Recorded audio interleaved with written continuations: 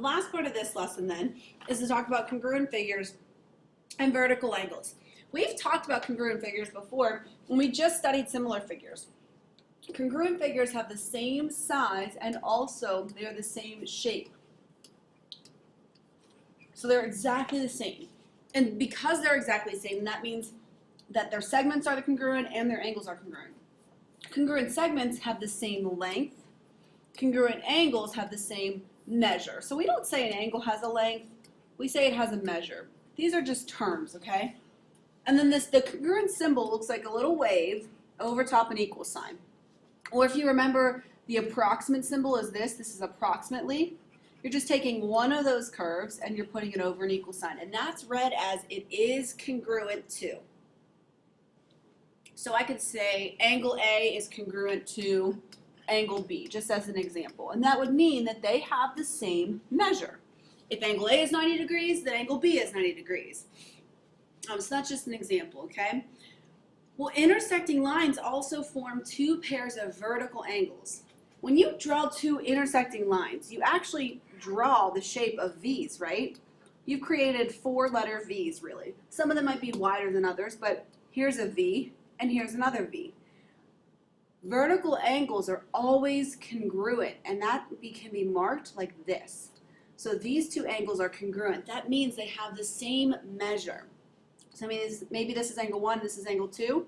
We would say the measure of angle 1 is equal to the measure of angle 2 because angle 1 is congruent to angle 2. So we can say angle 1 is congruent to angle 2. These are called vertical angles. And if angle 1 and angle 2 are congruent, if you take a look, here's another V, a wide V, but guess what? This would be angle 3 and angle 4. And those two would be congruent as well. But they would be a different value or different measure maybe from angle 1 and angle 2. So if you look at this figure over here, I have 4 angles labeled. And if I say the measure of angle 1 is 37 degrees, what would be the measure of angle 3?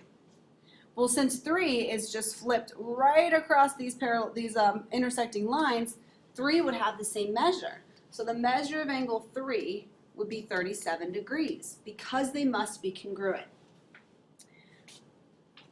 If I know that the measure of angle 1 is 37 degrees, what would be the measure of angle 4? How would I find that one? So I know these two are congruent.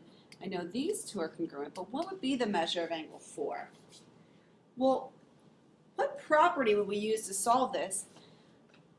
Measure of angle 4 forms a line with 1 or 3. It doesn't matter which line you focus on. I'm going to focus on this one. So take a look.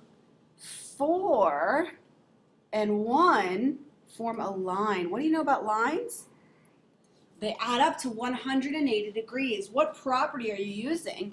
Well, you're using the property that a line has 180 degrees.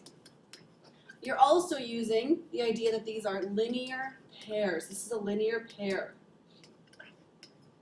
So these angles are linear pairs, which means that the measure of angle 1 is 37, and that 37 should add with the measure of angle 4 to equal 180 degrees.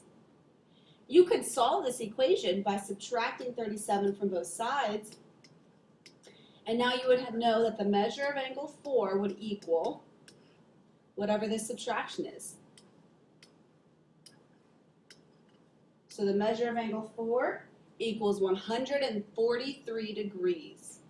That's why we know vertical angles are congruent, because 4 and 1 add up to 180, 4 and 3 add up to 180, and since 4 didn't change, 1 and 3 must be the same size angle, so that when you add it to 4, you get 180 degrees. Vertical angles are always congruent. So the last part of this is your quick check, and I want you to try these 4 problems. You're going to use the figure given, and you're going to write true or false for these statements. If it's false, rewrite the bolded letters, so rewrite these parts to make the statement true. Go ahead and try that.